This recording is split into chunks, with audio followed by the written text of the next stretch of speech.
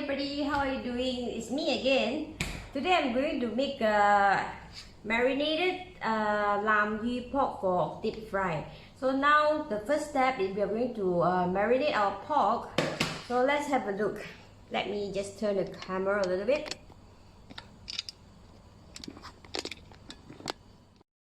Okay, to start it off, I have some belly strips that I have washed and dried.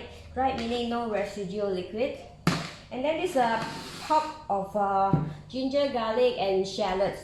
Well, you can look at the recipes later, but actually it's agak-agak lah.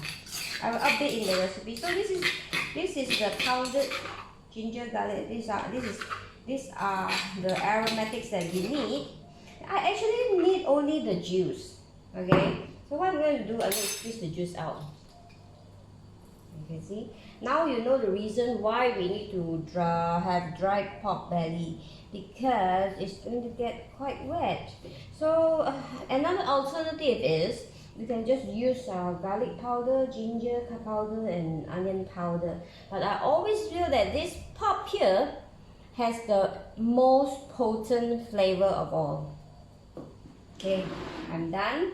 So when we are talking about nam yu, we obviously need some nam yu. Nam yu is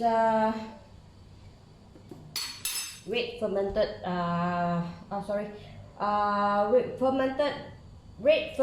beancurd. Okay, sorry for not remembering. So I'm going to take just 2. Oops, sorry about that.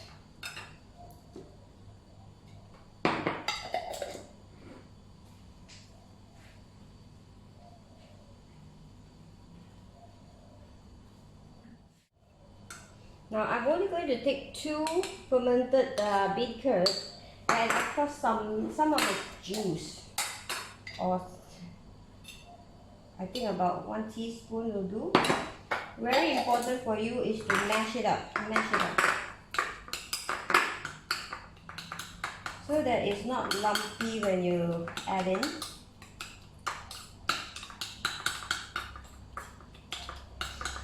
This is what gives the fried pork belly the fragrance of all. This is very, very important. Using a lot of this in cooking, Chinese cooking. Okay, it's in. Now let's talk about some flavoring. Sugar, please don't put too much, because if you put too much when you fry it, it's going to be bad. Salt. This is half a tablespoon.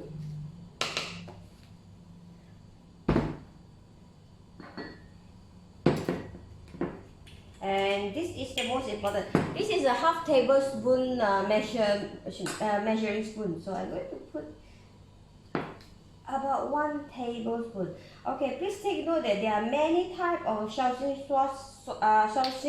rice wine in the market. These are the good ones, very expensive. So you don't need to put a lot. If you are using the cheaper version, you might want to put more. So 1, 2, 3, and we need a dash. About a quarter teaspoon of, you know what this? 5-spice powder.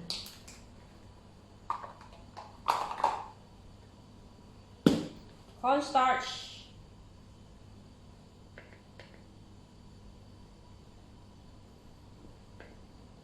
1 tablespoon. Now what we are going to do, get our hands dirty, make sure your hand is, I'm using one, so your hand is dry and clean, and then you just mix it up.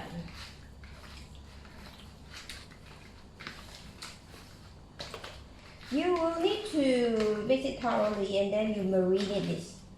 Marinate this for, if your strips are quite big, okay, then you marinate it for 1 to 2 hours. I'm going in for 2 hours because I like my my pork belly very, very fragrant and tastes really good. Okay, and voila, it's done. Not to waste all the juices. And I'm just going to close this. and put it in the fridge.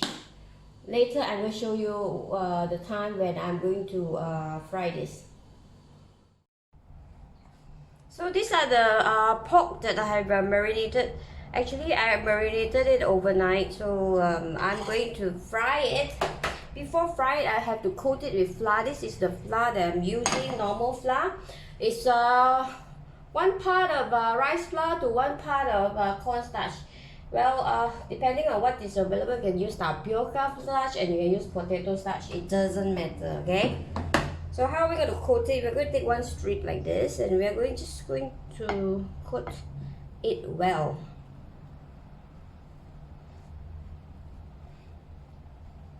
Okay.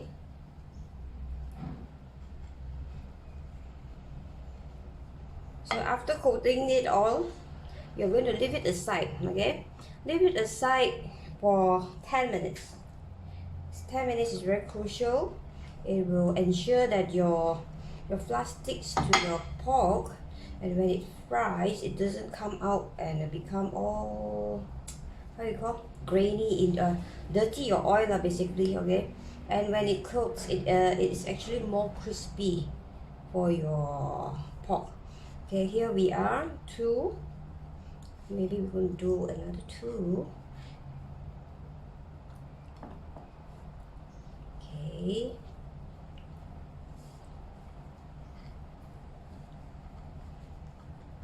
Make sure it's all coated. Okay, I'm just going to do 3. And I'm going to do the rest without the camera, so that I can fast forward to frying later. Hi, I'm back. I'm back already. While waiting for my pork to rest, I have actually gone and cooked some rice and do some washing. Now, as you can see, here, if I put it nearer, if you can see, the flour is no longer like this pearl white color, but it's already a little bit damp. Meaning that you wouldn't get a lot of dust into your oil, okay, and it will stick to your pork. So I'm just going to use hand. Okay, before that I have already heated up the oil. Now, how do you know that your oil is ready? Just put your chopstick in, and if it is bubbly, see that? If it's bubbly, that means it's okay. So definitely the oil is okay. Using my hand, which what I'm used to. Okay. Okay. Shake off any excess flour you can get. Okay. So I will do it fast. 1, 2, and 3. Okay. So as you can see, oil is hot and it's perfect for frying. Now, as you can see also, the strip itself is quite big. So when after you put it in, you want to reduce it to medium, so that the inside will be cooked thoroughly. So we are going to just wait for it. No need to remove anything, wait for it to cook.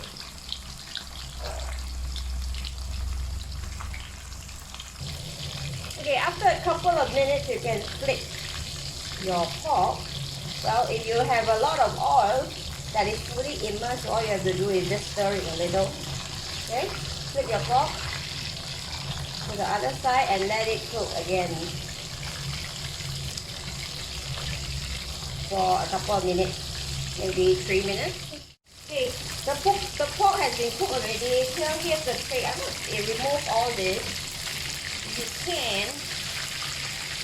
You can just sift through the oil so that there's no more residue flour. So I'm just going to remove this. Sifting through the oil to remove all the residue flour. If not, later, you do the second time, all this flour will get stick to the pork and you have some little black dots. Yeah.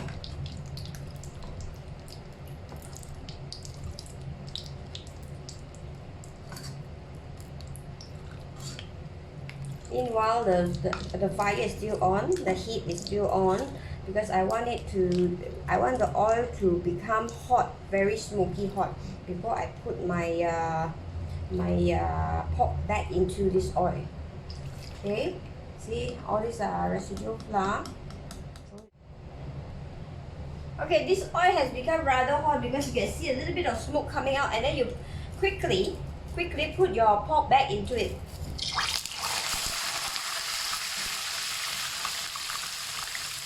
Yeah. This time it will actually brown your pork.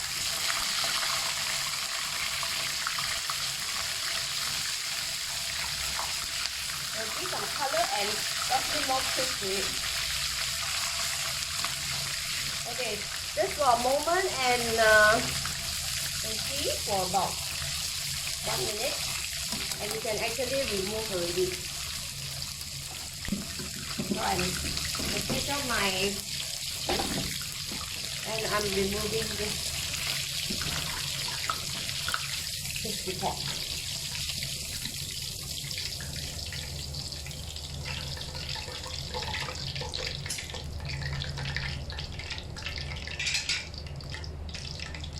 Here it is, voila, done. I'm going to show you the pictures later.